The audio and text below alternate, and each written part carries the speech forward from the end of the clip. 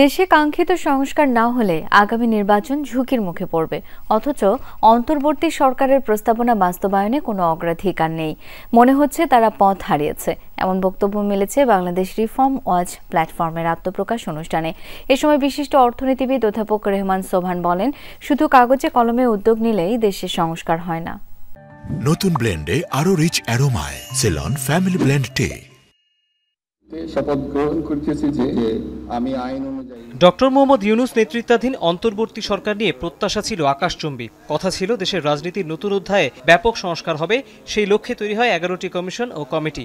প্রথম দফায় গুরুত্ব পায় সংবিধান, নির্বাচন ব্যবস্থা, পুলিশ, বিচার বিভাগ, দুর্নীতি দমন ও জনপ্রশাসন সংস্কার। পরে সেই তালিকায় যোগ হয় গণমাধ্যম, স্বাস্থ্য, শ্রম, নারী এবং স্থানীয় সরকার।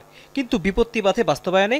বেশিরভাগ কমিশন রিপোর্ট জমা দিলেও এখনও তা কার্যকরে কোনো পদক্ষেপ নেই।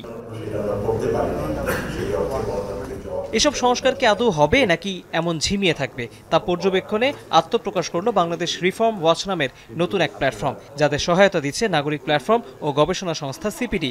সোমবার উদ্যোগটির প্রথম সংলাপে বলা হয়, দেশে বৈষম্য বিরোধী চেতনা ধরে রাখা জরুরি, অথচ অন্তর্বর্তী সরকারের সংস্কার আগ্রহে ভাটা পড়েছে। যে সমস্ত সংস্কারের প্রস্তাব সরকারের তৈরি বিভিন্ন কমিটি এবং কমিশন থেকে এলো, সেগুলো কোথায় যেন মাঝে যেন আর আগাতে পারল না। এটা কি তাদের আকাঙ্ক্ষার অভাব? এটা কি তাদের যৌথতার অভাব? এটা কি তাদের সক্ষমতার অভাব?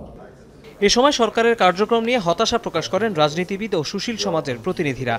মৌলিক অধিকার সম্প্রসারণ, বদিউল আলম ভাই বসে আছেন, অনেক সময় নষ্ট করেছে, আমি নষ্ট শব্দটা বুঝে উচ্চারণ করলাম। এই আলোচনার মধ্যে ঢুকাই গেল না, ওনারা এটার মধ্যে আসলেন না। পরে আমাদেরকে যে কাগজ এখন দিয়েছেন শুনবেন, সেটা কি ছিল? সংস্কার। ওনারা বলেছেন মৌলিক অধিকার সংশোধন। যারা আক্রান্ত হচ্ছে তাদেরকে পুলিশ ধরে নিয়ে যাচ্ছে সন্ত্রাস বিরোধী আইনে গ্রেপ্তার করে, আক্রান্ত ব্যক্তিদের।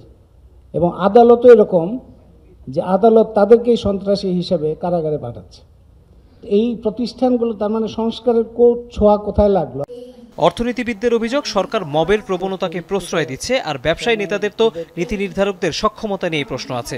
অন্তর্বর্তীকালীন সরকারের ডিক্লেয়ার্ড ইন্টেনশন থেকে একটু পিছনে গিয়ে মানুষের চাহিদাটা কি ছিল সেটা পুনর্ব্যক্ত করাটা খুব জরুরি। গণতান্ত্রিক প্রক্রিয়া, স্বচ্ছতা এবং রাজনৈতিক লেজুর বৃত্তি, এগুলো একেবারে কুড়ে কুড়ে খেয়ে ফেলেছে সমস্ত ব্যবসায়িক সংগঠনগুলোকে কম বেশি। তো এইখানের একটা বড় ধরনের সংস্কার হওয়া দরকার। সমাপনী বক্তব্যে সিপিডির চেয়ারম্যান অধ্যাপক রেহমান সোবহান বলেন, সংস্কার ইস্যুতে নির্লিপ্ততার কারণে সরকারকে কেউ গুরুত্বের সাথে নিচ্ছে না। There is a whole process of carrying out reforms when you are serious about carrying out reforms. Merely to make a declaration and then get a miscellaneous group of people and parties to say that we support this reform is not a reform. প্রথম দফায় Bangladesh reform ওয়াচের কার্যক্রম চলবে আগামী 2 বছর। তৌহিদ Hossain, Jamuna news, Dhaka.